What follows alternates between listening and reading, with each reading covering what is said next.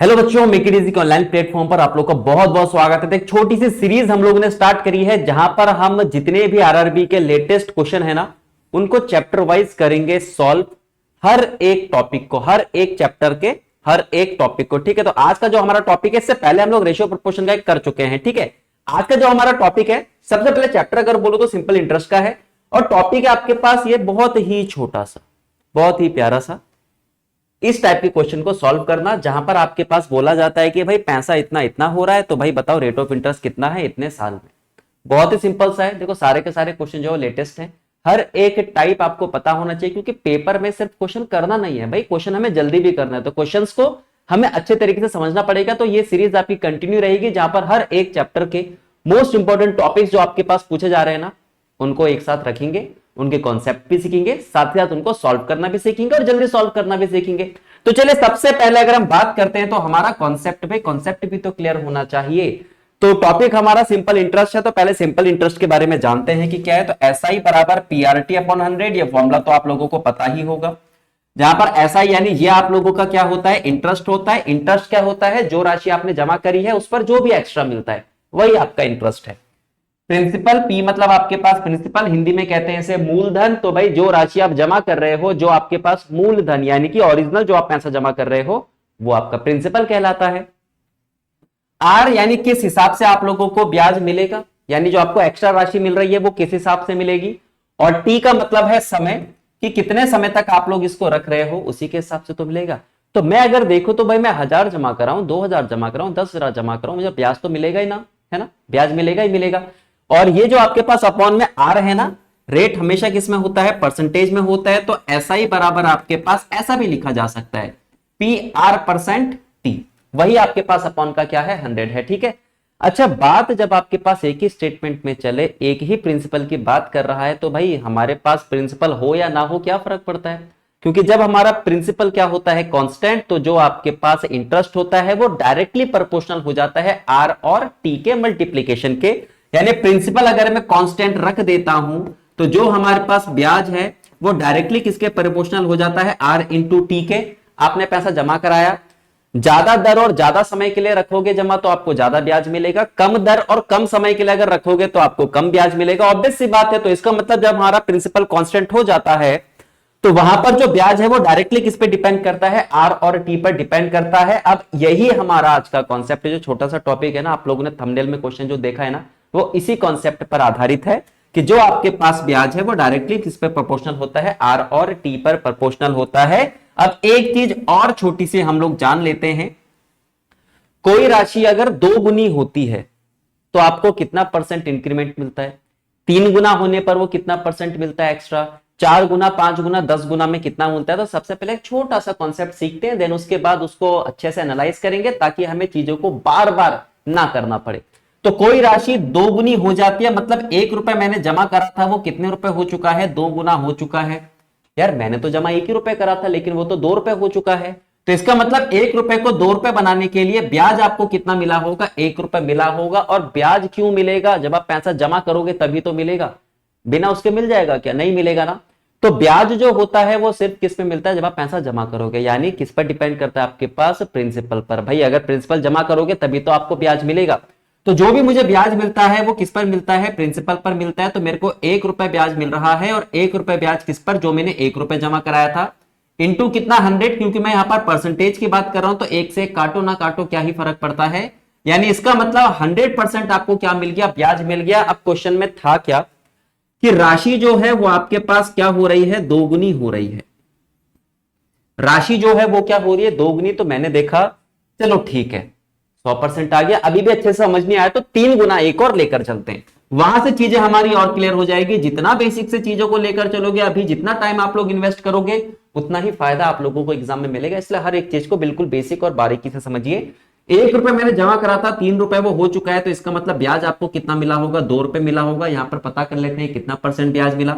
ब्याज किस पर मिलता है, जो राशि आपने जमा कराई है। तो 2 रुपए आपने ब्याज, 2 रुपए आपको ब्याज मिला है कितने पर, 1 रुपए जमा करने पर, इंटू 100 अगर मैं करता हूं तो इसका मतलब रेट ऑफ टोटल मिलाकर जो मेरे को इंटरेस्ट है वो कितना मिल गया, 200% मिल गया। अब यहां से एक चीज मेरी क्लिक हुई कि जब 2 गुना था तो ब्याज आपके पास 100%, जब आपके पास 3 गुना था तो ब्याज आपका 200%। तो इसका मतलब क्या है कि जितना गुना होता है उसमें से एक कम कर दो, उतना परसेंट आपको ब्याज मिलता है।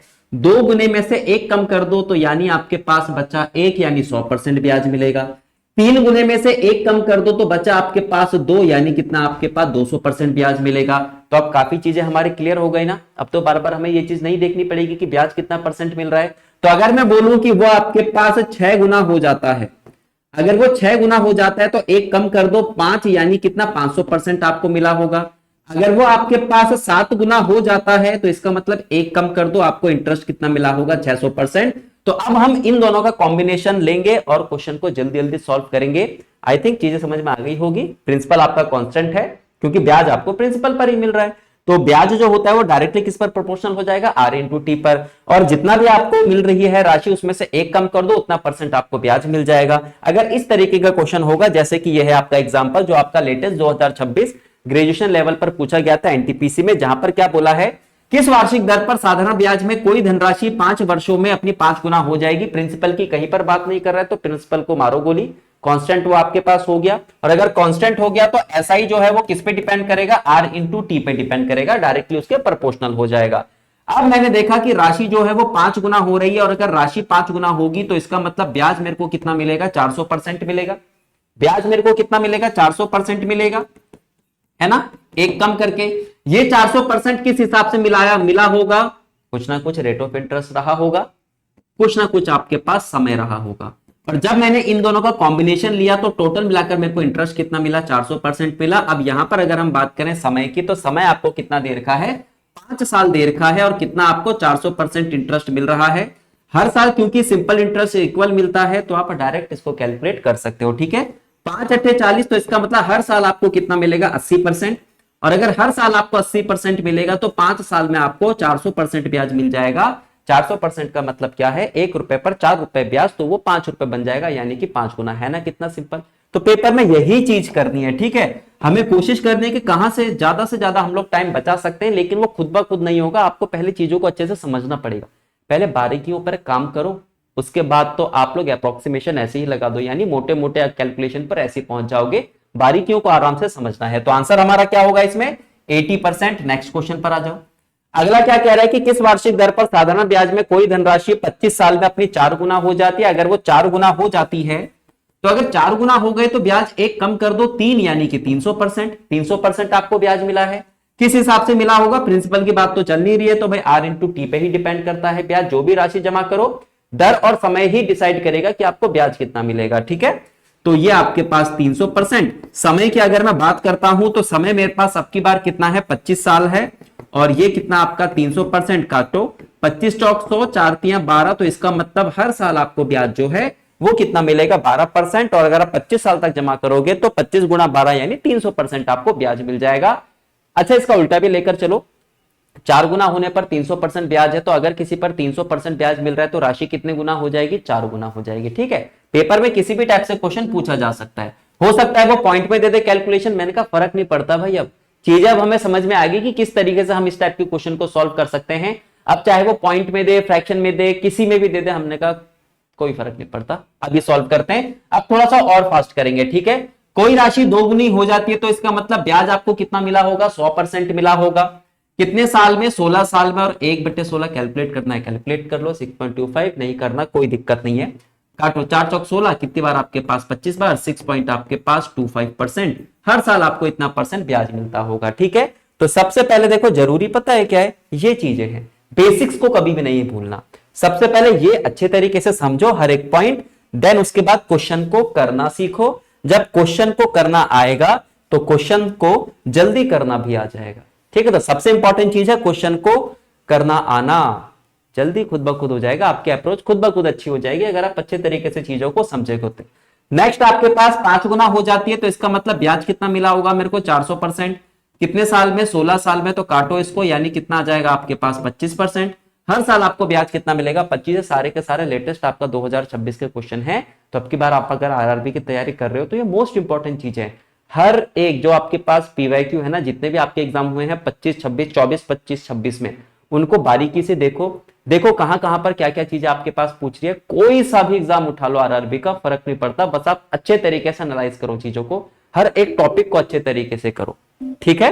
अच्छा, अब बाकी के जो क्वेश्चन है आई थिंक चीजें समझ में आ गई है, तो अब तो टाइम नहीं लगना चाहिए, तो कर दो अब इसको सारे का सारा होमवर्क। ये अगला क्वेश्चन आपके पास, अगर दिक्कत है पॉइंट वाले में कोई दिक्कत नहीं, हम सॉल्व कर देते हैं भाई, समझ में आना चाहिए, उसके बाद कैलकुलेशन मैटर नहीं करती, करना आएगा, वर्क करोगे अच्छे से तो आपको कैलकुलेशन भी आ जाएगी, है ना। हर एक चीज के बारे में सीखना है।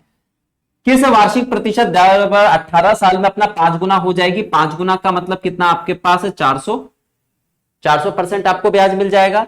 कितने साल में, 18 साल में। एक काम करते हैं, इसको काटना स्टार्ट करते हैं, 2 से काटेंगे 9 बार, 2 से काटेंगे कितनी बार आपके पास, 200 बार। अब तो कैलकुलेट कर दोगे, 9 दूनी 18, 9 दूनी 18 करते करते करते करते करते करते कितना आ जाएगा आपके पास, 22.22। क्लियर है। अच्छा, अब एक चीज और, अगर आपको फ्रैक्शन वैल्यू याद है तो ये तो फिर आप ये लगा लो कि 10-15 सेकंड का ही क्वेश्चन है। जैसे देखो कितना गुना हो रही है, 5 गुना, यानी कितना, 4 आपके पास ब्याज मिला है 1 रुपए पर, है ना। 1 रुपए का 5 गुना हो गया है तो 4 रुपए ब्याज मिला, कितने पर, 16 पर। काटो 1/4, और 1/4 कितना होता है, 25%। ऐसे भी कर सकते हो, 2 जीरो कम ले लो, फ्रैक्शन में कन्वर्ट कर दो इसको। यहां पर देखो कितने गुना हो रही है, 5 गुना हो रही है, तो 4 रुपए आपको ब्याज मिला, कितने साल में, 18 साल में। 2 दूनी 4, 2 18, 1/9 होता है 11.11, तो 2/9 कितना होगा, 22.22% होगा। इस तरीके से आप चीजों को कर सकते हो कैलकुलेट, ठीक है। यहां पर आ जाओ भाई, आपके पास वो 2 गुना हो रही है तो 1 रुपए ब्याज आपको कितने साल में मिला, 16 साल में, और 1/16 आपके पास 6 पॉइंट कितना होता है, 25% होता है। मैंने कहा है ना कि क्वेश्चन को अगर करना सीखोगे ना तो उसको जल्दी कैसे कर सकते हैं, हर एक चीज आपको समझ में आ जाएगी। तो फिलहाल आज के सेशन को यहीं पे रखते हैं, बाकी एक दो क्वेश्चन आप लोग के लिए होमवर्क है, कमेंट जरूर कीजिएगा। तो इसी तरीके से आरआरबी के लेटेस्ट यानी 24, 25, 26 सबको लेकर चलेंगे, ठीक है। जितने भी आपके पास टाइप्स हैं हर एक चैप्टर के, उनको अलग अलग से हम लोग सॉल्व करेंगे, ताकि क्वेश्चन को करना और जल्दी करना दोनों हमें आ जाए। Okay, thank you.